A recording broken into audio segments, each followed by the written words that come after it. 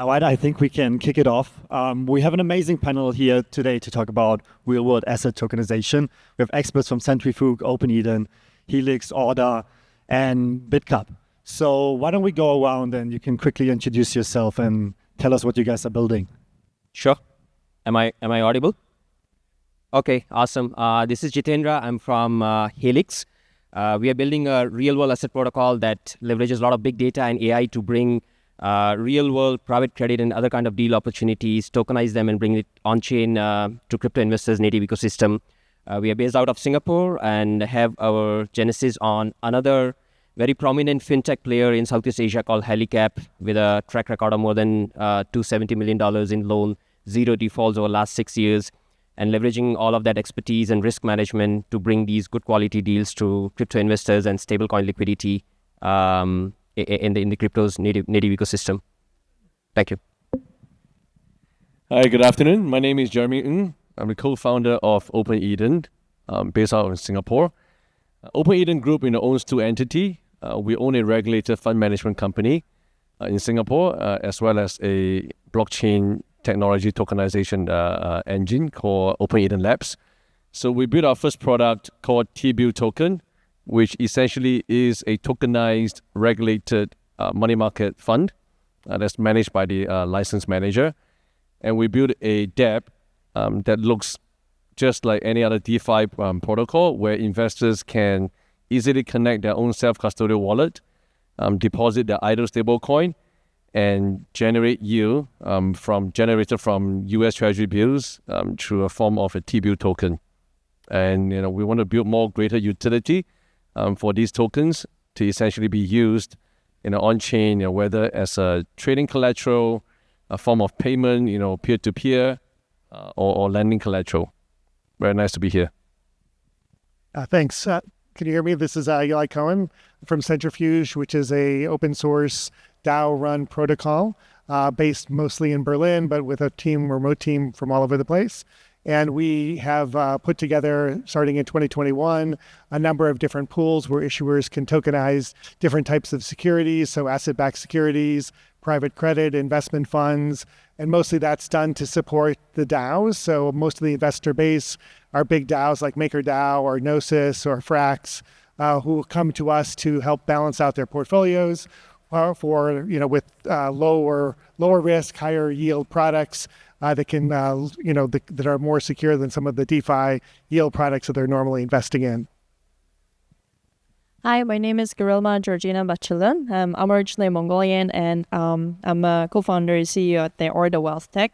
We are a refi platform. Originally, it was an alternative investment platform where we were fractionalizing and offering different assets, non-conventional assets such as cask whiskies in England or NFT funds, art, and as well as loan products and real estate as well. So after trying out 10 different real-life assets, we picked something that was very more meaningful, and we tried to tackle, actual climate challenges.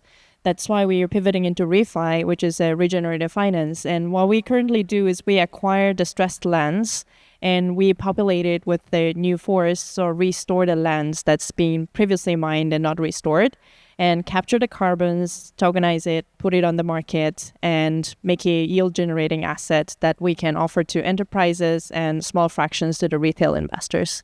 Yeah, very excited to be here. Sawadee krap. Hello, everyone. My name is Top. Glad that Southeast Asian Blockchain Week is hosting in Bangkok this year. Pleasure to meet you all. I've been in this space for 11 years now.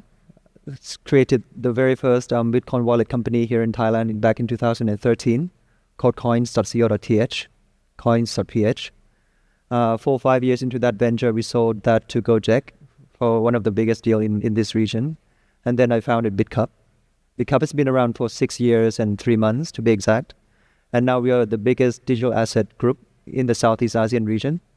We have the whole ecosystem from running a regulated digital asset exchange, which we control 95% market share in the country, to having our own NFT marketplace, our own chain called Bitkub Chain, which has its own protocol called Bitkub Coin.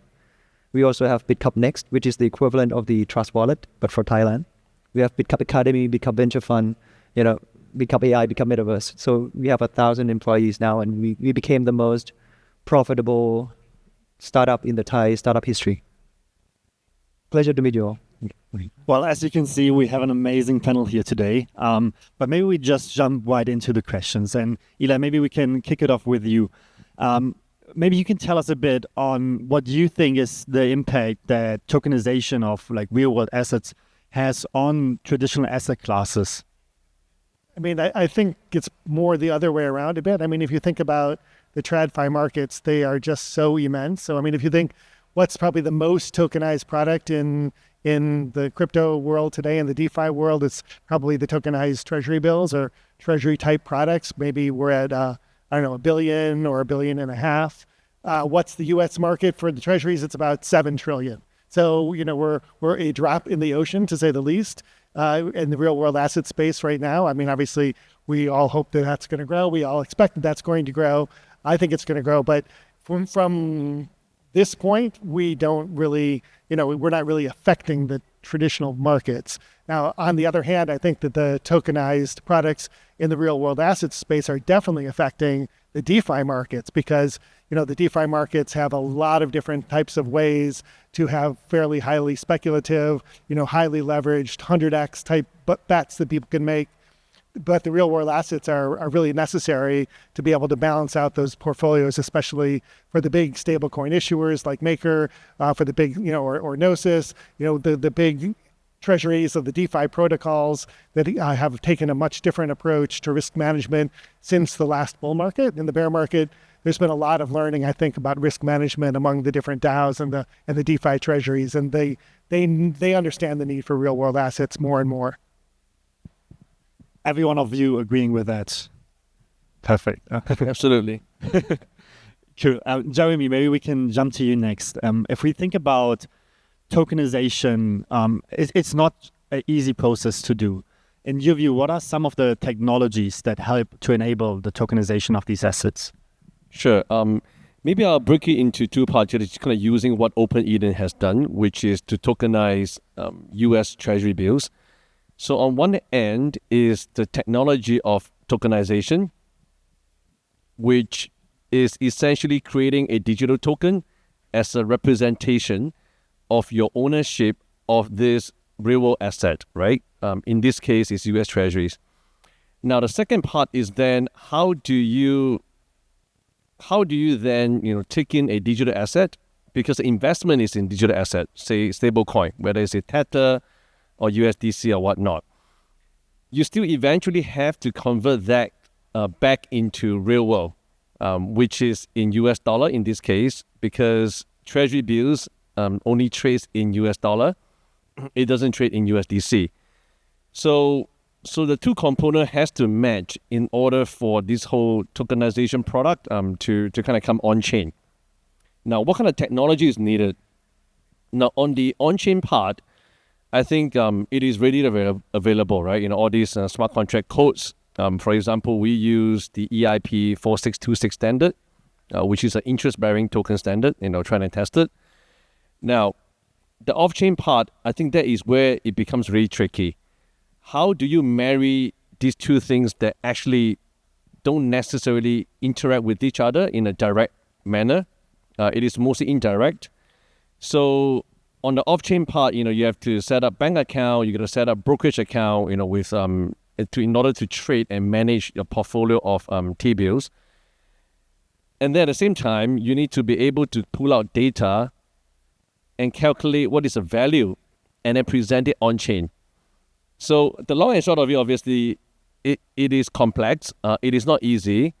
And that's why, we believe that in order for any issuer to try to bring real-world asset, especially if you're talking about traditional securities on-chain, you need to be able to handle a couple of things, right? Number one, to kind of manage the technology risk. And the other part is to manage the whole legal structuring in order to ensure that after you wrap or you securitize or you tokenize this real asset, the credit quality doesn't change once you bring it on chain. I'll stop here. Just maybe as a follow-up question, also to the broader group, is there like anything that you think is still missing, or what's like the weak point in terms of like the technology? I mean, Jeremy, I'm sure you probably agree with this, but yeah, the oracle that you need on chain to be able to link into like a Bloomberg terminal to get a real-time price and calculating the NAV for your underlying fund on a real-time basis is something that's not 100% solved. It's not the easiest thing, and we're working on it, and I'm sure you're working on it too, unless you've already solved it. But that's the key. That's one of the key. Obviously, everybody in DeFi, everybody in crypto wants transparency. Should have transparency. That's one of the benefits of using an on-chain system. Yeah, exactly. There isn't already a solution that we can use, and that's why we have to build it on our own in order to put out those live data and kind of bring it on chain. Perfect. Thank you so much. JJ, maybe coming to you. ESG has been a key element when, we look at BlackRock and other big asset managers and what they're doing. What, in your view, is the role that tokenization will play for the ESG and sustainable investing world going forward? And also vice versa, how does ESG affect tokenization? How does tokenization affect ESG? How does it interplay in your view? Sure. So maybe for the benefit of the audience, let's understand what ESG actually is. This is an discipline of investment where the investors are looking at assets and companies which, alongside financial gains, are also aiming to prioritize environmental stewardship, social responsibility, strong governance, etc. And one of the key tenets of ESG is really transparency around understanding the ESG credentials of the asset that is to be invested. And second is post-investment measurement of what kind of impact it created. And that's where I think blockchain technology does have a promise in terms of, with the immutability of the record and clear records around the ESG credentials once they are on chain, could provide a more clearer way to measure. And also, in terms of where that impact is happening, so that, impact tracking could also be incorporated. Are we there yet? Probably not. Traditional, and I was having a discussion with Ellen earlier, TradFi and traditional investors haven't yet fully onboarded to, the technology itself hasn't come to the level where it's easier for people to adopt. Nobody wants to manage wallets and understand the whole complexity around the tokenization, etc. So there's that angle around limitations in terms of adoption. The second is the regulatory hurdles in terms of ownership and ownership of these assets, and whether that translate directly as an ownership on chain, or there needs to be. Right now we are not there yet. So there is a promise, and at the stage where assets are on chain, this is going to significantly help the ESG vertical. First, from the transparency perspective. Second, also from a democratization and accessibility, because once you tokenize, you can let smaller investors come into this domain, which is right now mostly dominated by impact investors and institutional investors of larger scale. Perfect. Thank you so much. Georgina, you're doing a lot in the ESG space as well. What are your views? Are you generally agreeing, or is there anything else you see? Hello. Yeah, definitely echo what JJ said. And the reason why, so carbon credit market itself, the ESG, one of the easiest to be tokenized and easier to sell at this point. The market itself is highly inefficient, and it's only kept within a closed circle. There is not much enough transparency. And also there was a time of some fraudulent activities reselling the already retired credits. And a lot of companies, they're sick of it, because currently the carbon credit itself should help with what's happening environmentally or climate-wise, but at the same time, it just become this greenwashing scheme for many regulators and also enterprises. And one example is Delta Airlines, American Airlines. They buy $150 million worth of credit every year, and only 10 to 12% of it did something removing the carbon or reducing it, right? So, 80% of the money went down the drain, and what happened? And there is no transparency or the whole project direct involvement of the companies. So they're done with it. They want something verifiable, traceable, and then also very trustworthy, and mostly actually bioengineered, meaning there are three ways that you can do that. agroforestry or capturing the soil, restoring the soils, distressed lands, and the other is the ocean sequestration. So to find that, were there efforts? Yes, a lot of protocols like Token protocol and Dovo, like many platforms have tried it. So tokenizing that and putting it out there, it's still very small scale. So if you look at the demand and supply side of that, like the big corporations are ready to drop hundreds of millions of dollars there. But on the other hand, the supply of actually traceable, trustworthy, actual bioengineered credits, they have to up almost 30 times to meet that demand. But on-chain, last year, I believe it's like maybe 10,000 tons of credit. So there is a supply issue. So where do you find that good quality credits is we have to find a huge landmass or a place that you can restore, reforest. And sure, Amazon, South America, we're trying our best, some in North America, but in Central Asia, where I come from, Mongolia, it's 19th largest country, yet one of the most polluted because we are coal producing, and mining is the biggest industry. So it's a lot of problem, but for entrepreneurs like us, we flip it. This is a great opportunity. What if we restored that 80% of distressed land and supplied it on chain? Then that is a huge asset tokenization. It's the realest asset, the land, the forest, the actual soil. Yeah. Perfect. Thank you so much. And I actually have a follow-up question. So when it comes to tokenization of assets, what should people consider in terms of what is working and like which use cases do you see working? What are elements to consider? Georgina, maybe you can start and then we can go around and probably everyone has some views on this. Yeah, happy to. So our ORDA, we started as a traditional company, right? So we had non-banking financial institute, like private fund and asset management. We tried regular fractionalization, and which is non-regulated assets. And our SEC equivalent to FRC, we've never seen anything like this. This is the first time somebody's reporting earnings on this. We don't know how to regulate you.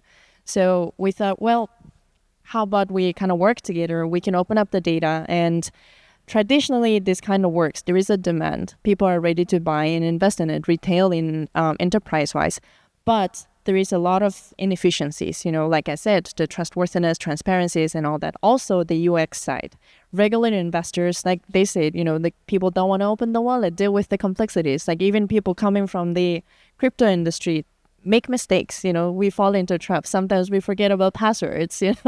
Things are not super UX or UI friendly. So I think, I hope for the future market makings or the platforms like us, we really take it into account that it's easier for users to log in and manage their portfolios, like using the tokens. They don't even have to know it's tokenized. As long as it's so easy for them to use and purchase and can trace, that's something a lot of people wish as an investor side.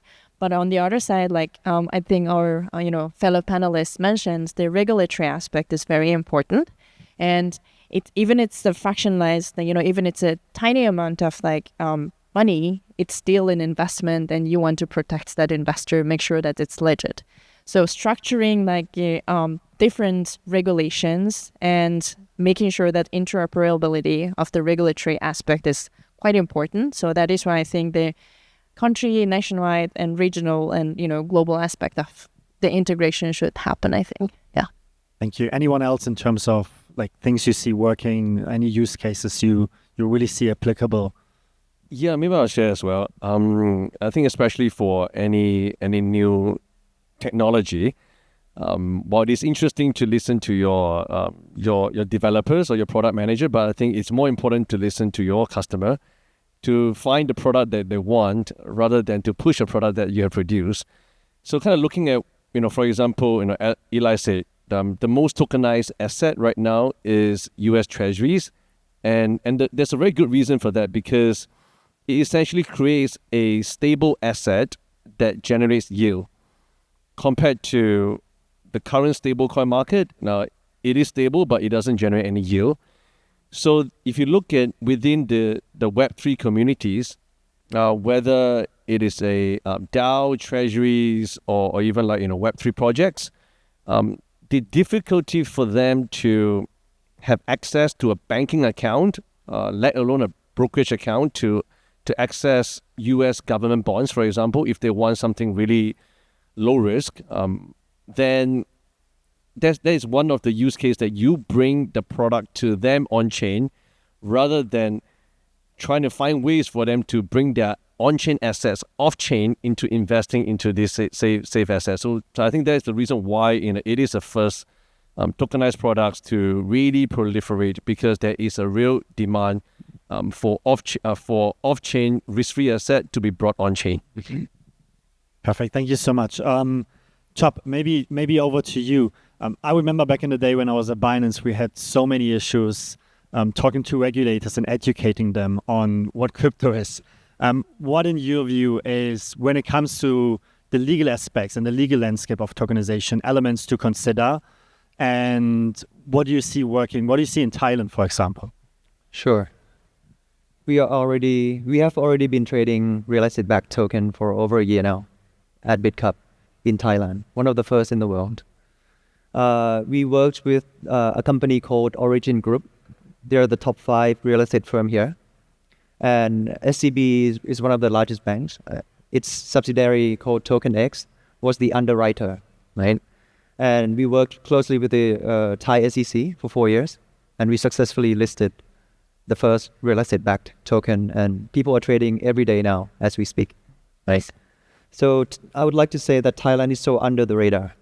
We're so advanced in terms of cryptocurrency regulations. We were the first to receive a proper digital asset exchange license 7 years ago, compared to the rest of the world. We're so advanced.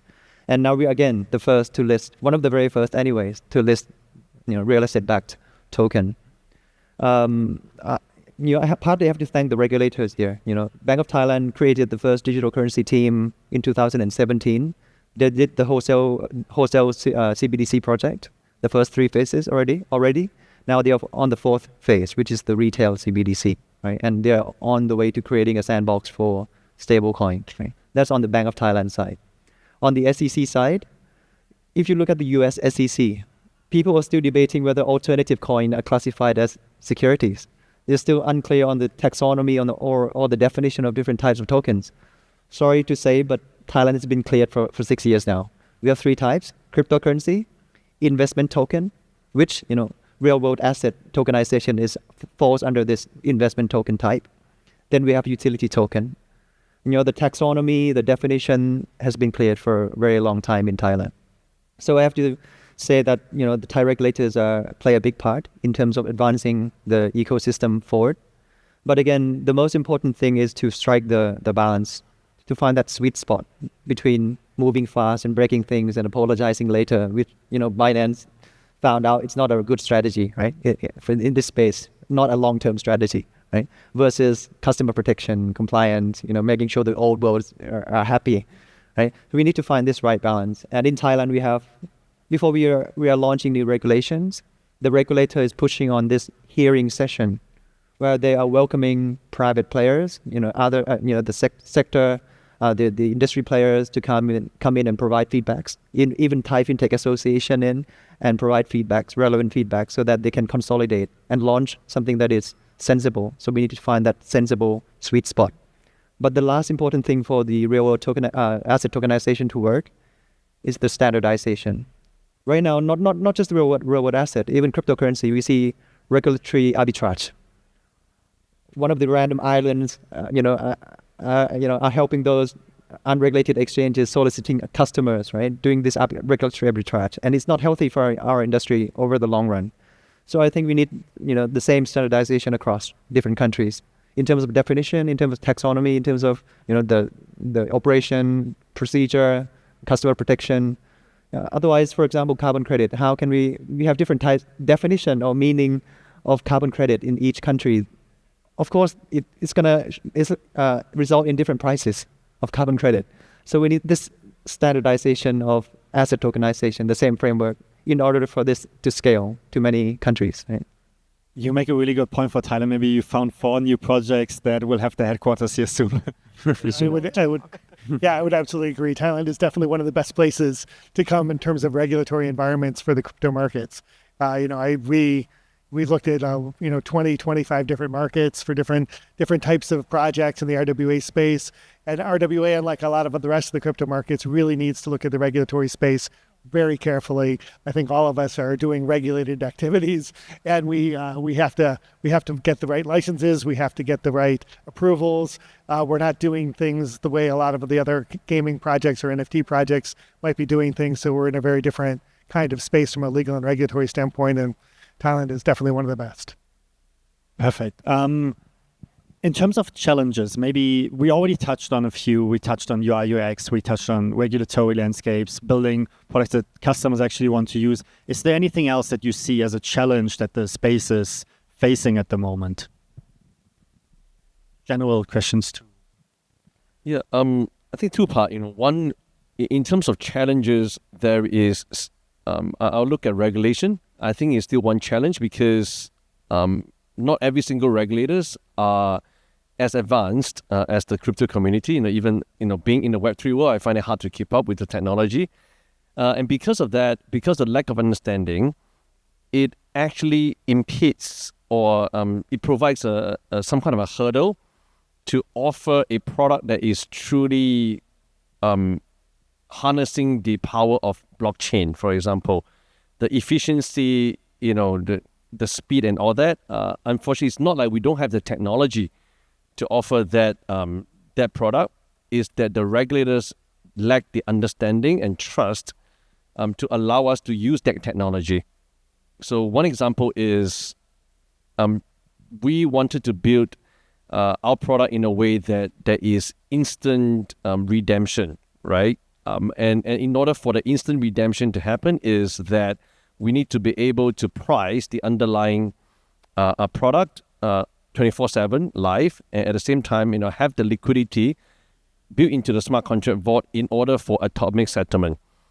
Now, the regulators will look at it from a traditional fund management angle, say, oh no, client asset has to be custodized in a regulated custodian in a bank, basically.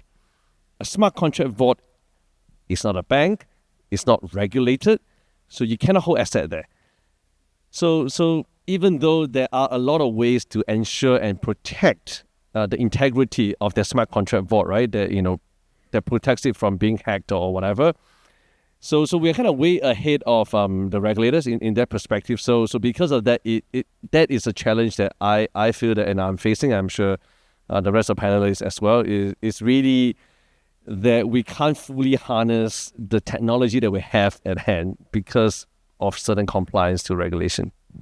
Yeah, I think when we started in the space in 2021, the challenge was convincing a lot of people in DeFi to invest in, an RWA type assets. And that challenge, I think, is not nearly the way it was then. And I think the bear market has helped in a lot of respects.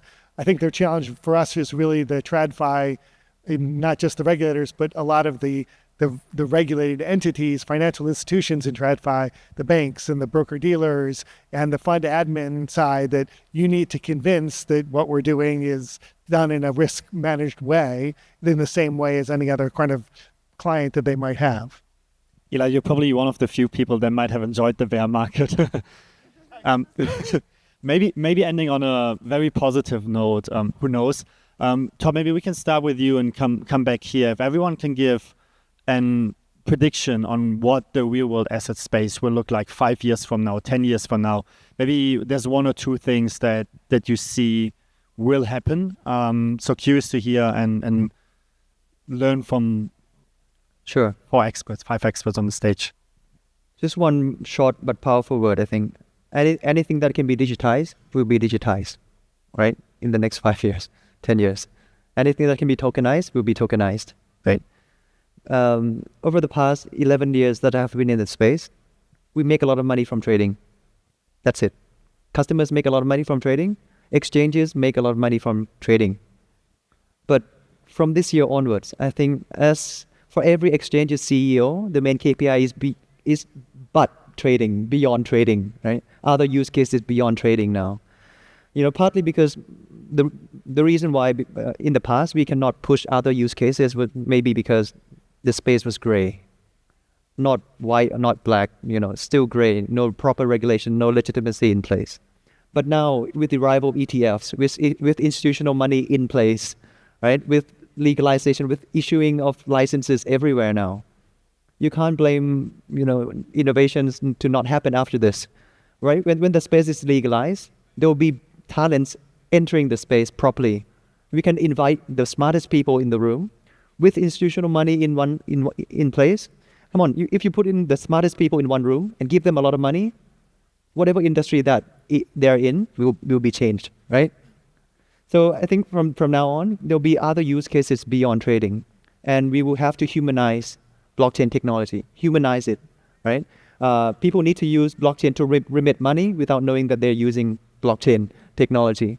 People are trading carbon credit without knowing that they're using blockchain technology for carbon credit trading. People are using cryptocurrency as payment without knowing whatever protocol they're using. At least at the end of the day, they get fiat at a much cheaper, faster, better rate, right? So I think this is what we're gonna see in the future. All kinds of value will be tokenized. All kinds of information will be digitized, right? We're moving towards a more digital-driven world. And we're going to be reducing a lot of physical, reducing like cutting down trees, using paper-based as money. When we are no longer using paper as money, we don't need ATMs, machine, armored trucks to move money around, bank branches that are building on top of paper-based protocol.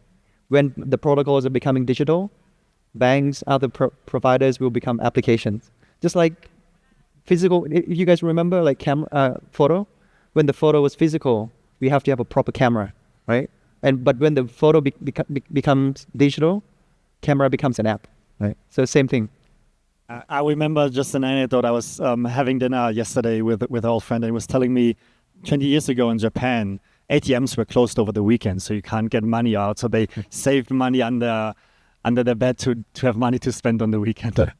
So we already moved a little bit ahead, but further to go. Georgina, how about you? I fully agree. And I think we're like stepping into, we're talking about real life assets that's traditionally has been being traded in financial markets. But what blockchain and like in general digital economy can happen is it's happening in every sector. It's happening in natural resources, mineral trading. It's happening in, logistics and everywhere, right? So slowly integrating, I think we have had enough trials and errors, and countries are learning and they know who's having the best practices. And regionally, like I said, there is like kind of integration happening. Like you said, the economy is evolving into so much more creative and much more interesting ways. So not only just actual physical assets, but like intellectual properties, like, creative economies, like entertainments, like perhaps like we can disrupt Hollywood, how the movies are made. There are like projects actually, we're in the pipeline of our platform, which is that rights for the movies, like whatever the movie is made. Like if you remember last year, there was a big, riot, like actors or like screenwriters, they don't get paid enough. So the social aspect of the blockchain is like we can fix this kind of issues through actual tokenization of the assets and give them economic power and create much more interesting, different industries that we can walk in. And we're like from moving physical to actual, digital world. And I think blockchain and, people sitting here plays a very crucial role to building the trust, creating it easy for people to use and move it into more, with more hope and trust. Yeah. Ela, how about you? I mean, quickly, 5 years isn't that long. So, I think we still will be building out this ecosystem in 5 years' time. There's still a lot of work to do to put the legal frameworks in place, the risk management frameworks in place, the oracles linking up for the transparency. I think we'll still be doing that in 5 years' time. I think the transformative aspects of what we're building will be more apparent, but it's going to take more than 5 years before we can really completely transform the TradFi markets. Fair enough. Yeah, actually, I was about to say exactly the same thing. I think about in terms of a generational move, right? If you look at who is really adopting blockchain, clearly the Gen Zs, the millennials, and maybe even a certain portion of Gen X like myself. But the baby boomers are clearly not going to be happy to. They don't even know what is a wallet, right? So how are they going to buy real estate by keeping a fractionalized of that token in their wallet? So we need that generation to kind of pass, and then starting from the Gen X and the millennials onwards, everything that can be digitalized will be, and it will be adopted, because the new generation basically lives their life using the phone and the internet And I think at that time, you will really see everything can be traded and invested and held and custodized, just having internet and a phone. JJ. Yeah, I think maybe most of them have already touched. Just in the context of RWA itself, one limiting factor is in a DeFi native world, when it comes to an asset, there are two things. One is ownership of the asset and second is value transfer. In a DeFi native world, both the ownership of the asset and value transfer is happening completely on chain. In case of real world asset, the asset ownership is a gray area. Right now we have a hybrid state where you still need all the legal paper contracts and then you have an representation of that. I think once the regulations catch up where asset ownership could be established on chain, this is going to really unlock this promise of tokenization and bring us there, the promised land of everything being digitized and everything being tokenized. Yeah, but we'll definitely reach there, I think. That's amazing. Well, give it up for an amazing panel. We learned a lot today, and I'm looking forward to a bright future for RWA. Thank you.